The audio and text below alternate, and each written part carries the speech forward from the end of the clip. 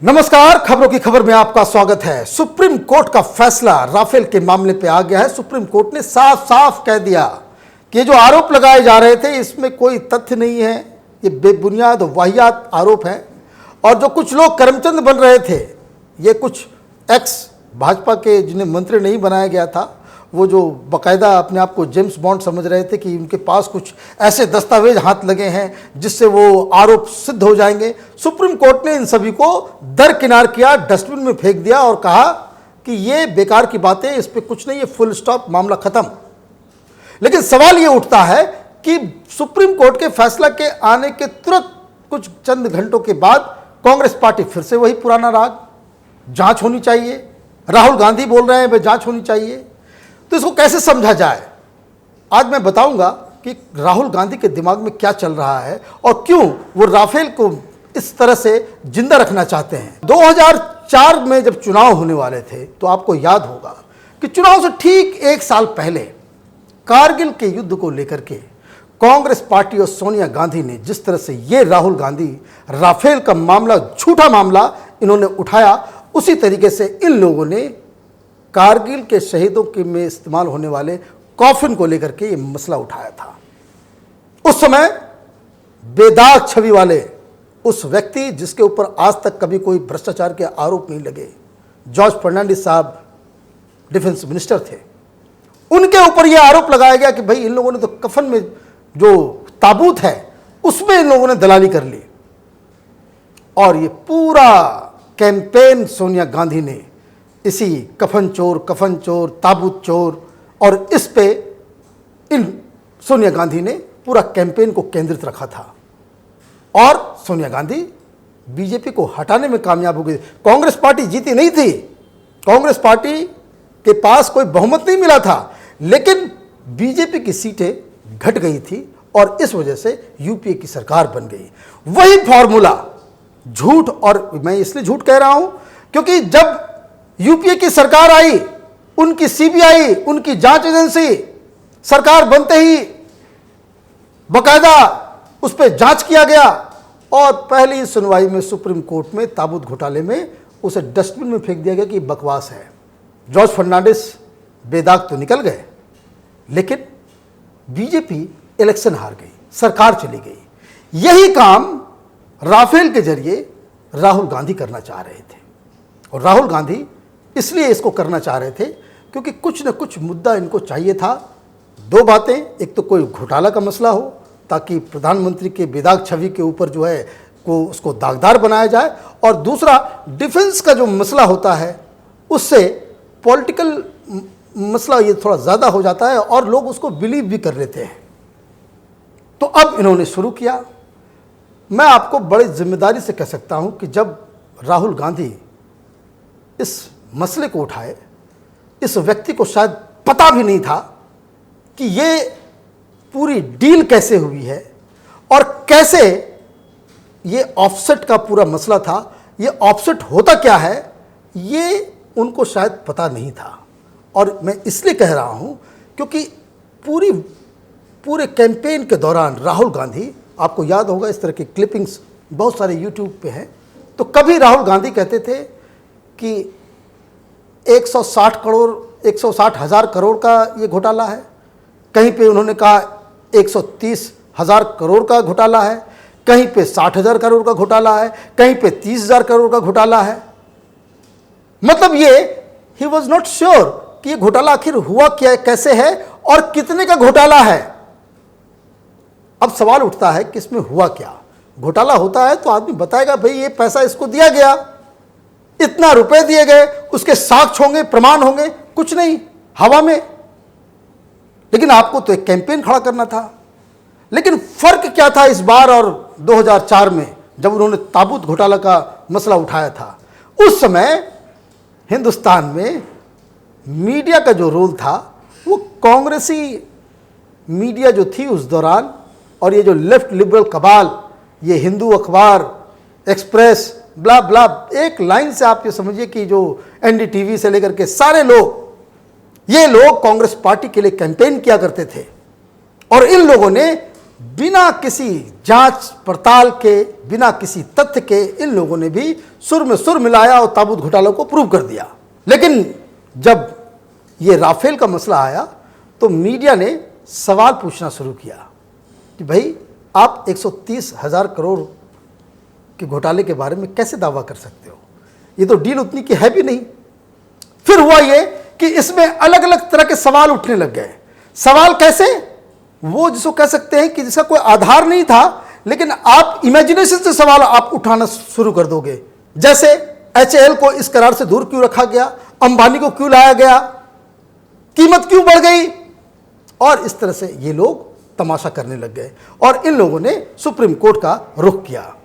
जब supreme court का इन्होंने रुख किया तब वहां क्या हुआ, वहां पे सरकार ने सीधे तौर पे कहा कि ये एक स्ट्रेटेजिक मसला है। अब आप देखिए कि अगर राफेल के इंटरनल जानकारियां कि राफेल में हम किस तरह का, अब इस चीज को एक हल्का सा समझ लीजिए इस तरीके से कि अगर राफेल विमान हम खरीदते हैं, उसके कीमतों को हम बताते हैं, तो वैसे ही आपको समझ में आ जाएगा कि भाई राफेल के अंदर किस तरह के मशीन्स लगे हुए हैं, किस तरह का वेपन सिस्टम है, किस तरह का रडार सिस्टम है।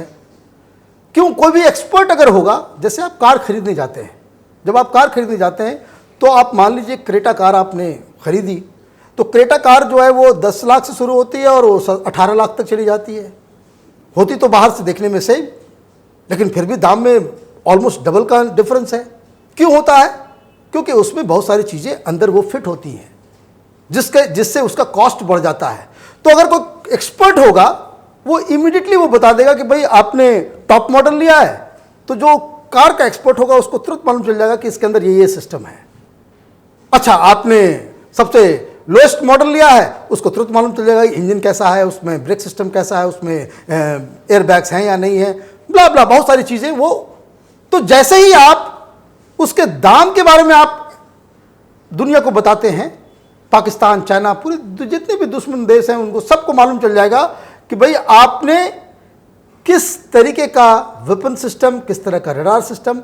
और इसलिए ये मसला सिक्योरिटी का था, सरकार इससे बचती रही। और कांग्रेस पार्टी के लोग इस चीज को जानते थे कि वो बोलेंगे भाई दाम बताओ, ये जानते हुए कि सरकार नहीं बताएगी, क्योंकि ये नेशनल सिक्योरिटी का मसला है।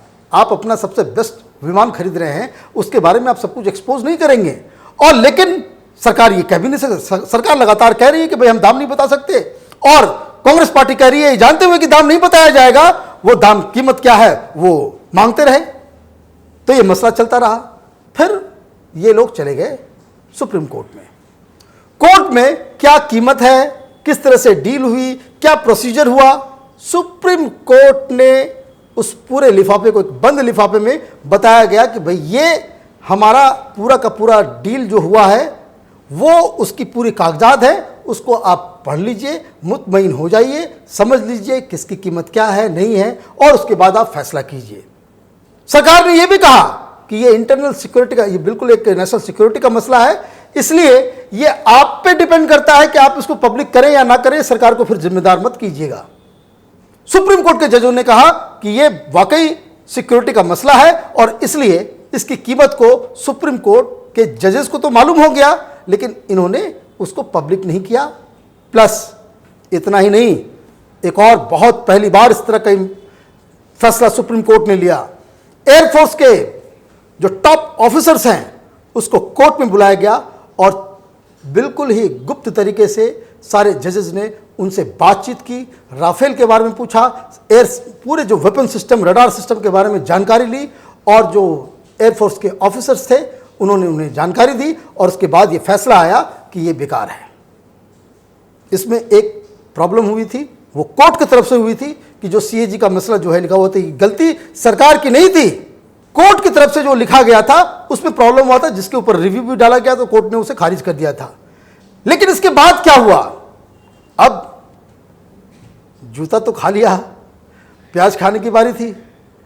फिर हुआ ये, जैसा पहले से ये लोग साजिश करते आए, ये लेफ्ट लिबरल कबाल के लोग, हिंदू अखबार ने एक नोट को छापा जिसमें एक अधिकारी डिफेंस मिनिस्ट्री का वो ये सवाल उठा रहा था कि ये सारे फैसले प्राइम मिनिस्टर ऑफिस में क्यों हो रहे हैं। बस इतना ही था, इसमें ज़्यादा कुछ नहीं था। और वो पूरा वो जो दस्तावेज था उसको हिंदू अखबार ने बिल्कुल फ्रंट पेज में छापा। अब देखिए, जैसे ही अखबार में छपा, सीधे राहुल गांधी प्रेस कॉन्फ्रेंस में बैठ गए। प्याज खाने की तैयारी हो गई थी। उन्होंने कहा कि अब इतना बड़ा खुलासा हो गया, डिफेंस मिनिस्टर के एक अधिकारी ने इस पूरे डील पे सवाल उठाया है, इसमें घोटाला हुआ। इसमें वो कहीं ये बात नहीं है। अब इसको समझिए, जो वो नोट्स जिसके बारे में ये लोग बात कर रहे थे, उसमें दाम को लेकर के या डील को लेकर के या ऑफसेट को लेकर के कोई बातचीत नहीं है। सिर्फ इतना सवाल उठाया गया था कि सारे फैसले पीएमओ में क्यों हो रहे हैं, क्यों नहीं होंगे।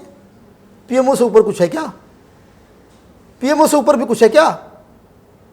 पीएमओ में तो फैसला मनमोहन सिंह के समय भी हो रहे थे। वो बहुत अलग बात है कि पुलक चटर्जी के जरिए सारा नियंत्रण पीएमओ के ऊपर 10 जनपद का होता था। तो पीएमओ में फैसले नहीं होंगे तो कहां होंगे? हेड ऑफ द गवर्नमेंट अगर फैसला नहीं करेगा तो क्या 10 जनपद में जाकर फैसला होगा, जैसा यूपीए के दौरान होता था? लेकिन यह मसला जो है, इन्होंने फिर से ये पॉलिटिकल मसला जो है इसे बनाया और इसमें कूद पड़े कुछ फ्रस्ट्रेटेड, टायर्ड और रिटायर्ड बीजेपी के लीडर्स। अरुण शौरी साहब बीजेपी के सारे वर्कर्स और जितने भी इंटेलेक्चुअल्स हैं, जितने भी कार्यकर्ता हैं, इतना प्यार, इतना ज़्यादा। यशवंत सिन्हा वित्त मंत्री बनाया गया, उनको विदेश मंत्री बनाया गया, और क्या चाहिए? माने कोई लाज एक होता है ना कि आप कुछ तो आप कहीं पे तो जाकर के फुल स्टॉप करेंगे अपनी लालसा, अपने जो एम्बिशन को। चुनाव आप अपने से जीत नहीं सकते, चुनाव आप लड़ नहीं सकते, पार्टी में आप कोई कंट्रीब्यूशन नहीं दे सकते, लेकिन जब सरकार बनेगी तो मंत्री पद के लिए लाइन में सबसे आगे खड़े हो जाएंगे, और नहीं तो अपनी पार्टी के खिलाफ जो है आप झंडा बुलंद कर देंगे। तो अरुण शौरी साहब अचानक से वो बीजेपी लीडर छोड़ करके वो अचानक से फिर से उसके अंदर एक्टिविज्म जागा, और किसके साथ मिलके? जो कहते हैं विनाश काले विपरीत बुद्धि, प्रशांत भूषण जैसे आदमी के साथ बैठ करके आप प्रेस कॉन्फ्रेंस कर रहे हैं। प्रशांत भूषण वही व्यक्ति है जो उससे पहले, उस मीटिंग से पहले, राफेल के मसले से पहले अरुण शौरी ने जीवन में जितनी भी किताबें लिखी होंगी उन सब के ऊपर जो है प्रशांत भूषण जैसे लोग लानत भेजते रहे थे। लेकिन आपको अंदर मंत्री बनने की लालसा ऐसी कि आपने वो सारे लिहाज, मर्यादा पब्लिक लाइफ की, उसको आपने ताक पे रख के आप फिर सुप्रीम कोर्ट पहुंच गए कि ये आया है हिंदू अखबार में वो दस्तावेज जिससे पूरा मसला बदल गया है। और लगे ये वामपंथी और कांग्रेस के कार्यकर्ता सोशल मीडिया में बवाल मचाने, बीजेपी वाले भी डर गए ये कौन सा नया आ गया है मसला। लेकिन कुछ दिनों के बाद एक खुलासा हुआ। खुलासा ये हुआ कि ये जो लेफ्ट लिबरल कवाल के ये जो चीफ मॉनिटर हैं, कमांडर इन चीफ प्रोपेगेंडा के हिंदू अखबार के एडिटर एन राम, इन्होंने तो एक ऐसा काम किया है जो एक घटिया किस्म का लोकल स्तर का पत्रकार भी ना करे। क्योंकि वो जो दस्तावेज छापा गया था, तो दस्तावेज अगर ऐसे है तो इधर का साइड को भी हटा दिया गया और नीचे का भी हटा दिया गया। सिर्फ उतना ही छापा जहां तक उसका ये था, पूरे डॉक्यूमेंट को नहीं छापा गया। उस डॉक्यूमेंट के नीचे क्या था? उस डॉक्यूमेंट के नीचे डिफेंस मिनिस्टर पर्रिकर साहब का पूरी नोटिंग उसमें लिखा हुआ था, जिससे ये मसला खत्म हो गया। इससे ये समझ में आ गया कि भाई आप अपना काम करो। जिस अधिकारी ने लिखा था कि आप तो डील में, इसमें जिस अधिकारी ने लिखा उसका इस डील से कोई लेना देना नहीं है। ऐसा नहीं कि वो अधिकारी किस चीज के लिए वो बकायदा वो ऑफिशियली वो उसको ये दायित्व दिया गया था कि भाई इस डील को कराना है, वो तो उसके बाहर था। लेकिन इन लोगों ने इस तरह का तमाशा किया, झूठ और अफवाह के दम पे ये इस मसला को उठाए रखना चाह रहे थे। इन लोगों का बस एक डिमांड था। ये वैसा ही डिमांड है जिस तरीके से गुजरात दंगे के बाद ये तीस्ता सितलवाड़ जैसे फ्रॉड लोगों के जरिए ये लोग गुजरात में करना चाह रहे थे कि किसी तरीके से प्रधानमंत्री मोदी के ऊपर जो है एक एफआईआर हो जाए, जांच बिठा दी जाए, उनके ऊपर आरोप लगा दिया जाए, उस पर जांच शुरू हो जाए। उससे क्या होगा? तब आप उनको ये कह सकते हैं, मोरली ये प्रेशर दे सकते हैं कि भाई चुनाव मत लड़ो, आप चुनाव नहीं लड़ पाएंगे। तो वही काम ये लोग चाह रहे थे कि सुप्रीम कोर्ट ये कह दे कि भाई इस पर जांच हो जाए, बस जांच हो जाए। लेकिन सुप्रीम कोर्ट इन लोगों के पूरे गेम प्लान को वो पहले ही समझ चुकी थी। तो सुप्रीम कोर्ट ने इस हियरिंग के दौरान ही कहा था कि आपको अगर राजनीति करनी है तो कोर्ट के बाहर कीजिए। कोर्ट में अगर आप कोई मामला लेकर के आएंगे तो वो अपने हिसाब से उस तरीके से उस पर जजमेंट दिया जाएगा, जिसका जजमेंट आज निकला। अब इस दौरान क्या हुआ, पूरे के पूरे कैंपेन में, चूंकि ये फैसला लेट हुआ, ये फैसला अगर चुनाव से पहले आ गया होता तो ये इशू भी खत्म हो गया होता, लेकिन पूरे लोकसभा कैंपेन के दौरान राहुल गांधी चौकीदार चोर है, चौकीदार चोर है, ये कहते रहे। बीच में सुप्रीम कोर्ट का फैसला भी आ गया जिसमें यह कहा गया कि ये बेबुनियाद है। फिर हिंदू अखबार ने ये दस्तावेज छाप दिया फर्जी। अगर जरा सा भी इन लोगों में शर्म हया होती तो ये एडिटर साहब रिजाइन करके घर बैठ गए होते। लेकिन ये तो प्रोपेगेंडा के जो है वो सबसे बड़े खिलाड़ी हैं इस देश के, तो वो तो बेशर्मी का तो एक अलग आलम है। तो ये मसला यहीं पे खत्म हो गया। लेकिन राहुल गांधी तो राहुल गांधी हैं, अपनी गलतियों से वो सीख ले लें तो फिर राहुल गांधी कैसे रहेंगे। एक इमैच्योर पार्ट टाइम पॉलिटिशियन जब राजनीति करने उतरता है तो इस तरह की गलतियां होती हैं। गलतियां किसी से भी हो सकती हैं, लेकिन अपनी गलतियों से सीखना एक अक्लमंदी का काम होता है। जो मूर्ख होते हैं वो अपनी गलतियों से भी नहीं सीखते हैं। राफेल का मसला कांग्रेस पार्टी ने इसे मुख्य मुद्दा बनाया था और जनता ने उन्हें जवाब दे दिया कि आप इस तरह के बेवकूफ़ी से भरा हुआ मुद्दा बिना तथ्य, बिना किसी सबूत के आप मत उठाएं, और इस वजह से जनता ने उन्हें पनिश किया। लेकिन राहुल गांधी सुप्रीम कोर्ट के इस फैसले के बाद फिर वही बात कह रहे हैं जो वो चुनाव से पहले कह रहे थे। ये साफ लगता है कि राहुल गांधी अपनी इस कांग्रेस को फिर से खड़ा करने के बजाय उसे खंड खंड विखंड करना में जुटे हुए हैं। तो आप देखते रहिए ओपिनियन पोस्ट इंटरनेट टीवी।